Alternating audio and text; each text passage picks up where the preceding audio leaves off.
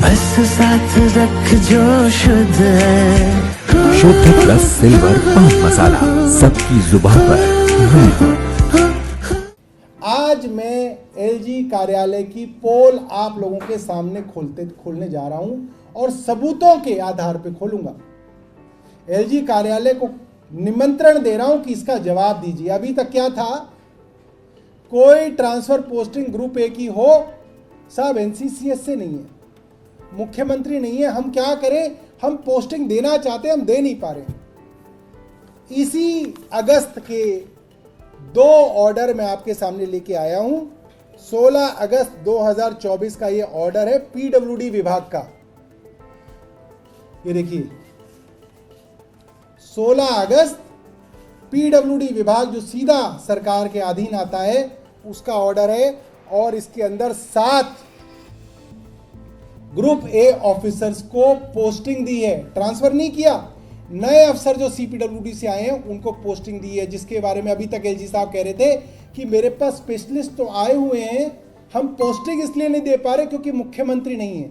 आप सोचिए किस स्तर की भावना इन लोगों के मन में है कि डॉक्टरों की, स्पेशलिस्ट की नियुक्ति नहीं कर रहे अस्पतालों में ताकि केजरीवाल जी को बदनाम कर सकें और लोगों को परेशान कर सकें। अब मेरे एलजी साहब से बहुत साधारण से 2 छोटी छोटी सवाल हैं, मैं उनसे रखना चाहता हूं। नंबर 1,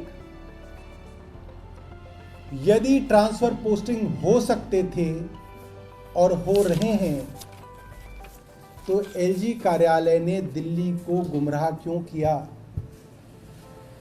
डॉक्टरों को पोस्ट करने के अंदर एलजी साहब को एनसीसीएस से चाहिए और एससी को पोस्ट करने के लिए एलजी साहब को कुछ नहीं चाहिए।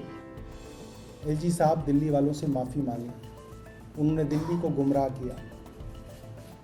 दूसरा, अगर एलजी साहब ये कहते हैं कि एलजी साहब जो कह रहे थे वो सही है, ये जो ट्रांसफर पोस्टिंग हुई ये गलत है, ये भी गुंजाइश हो सकती है, तो एलजी साहब आज ही अपनी आंखों के तारे पीडब्ल्यूडी के प्रिंसिपल सेक्रेटरी अनबरासू को सस्पेंड करें। कथनी और करनी को फर्क ना रखें, सस्पेंड करें उसको। दिखाएं दिल्ली वालों को कि इस अफसर ने ट्रांसफर पोस्टिंग गैर कानूनी ढंग से की है और एलजी साहब इस चीज पे नाराज हैं, एलजी साहब की इसमें कोई मिलीभगत नहीं है, इसलिए इस अफसर को सस्पेंड किया जाए। मैं आपको बता रहा हूं, ना एलजी साहब माफी मांगेंगे, ना एलजी साहब इस अफसर को सस्पेंड करेंगे, क्योंकि सिर्फ गुमराह करना, मैनिपुलेट करना, मिसलीड करना, झूठ बोलना एलजी कार्यालय का काम रह गया।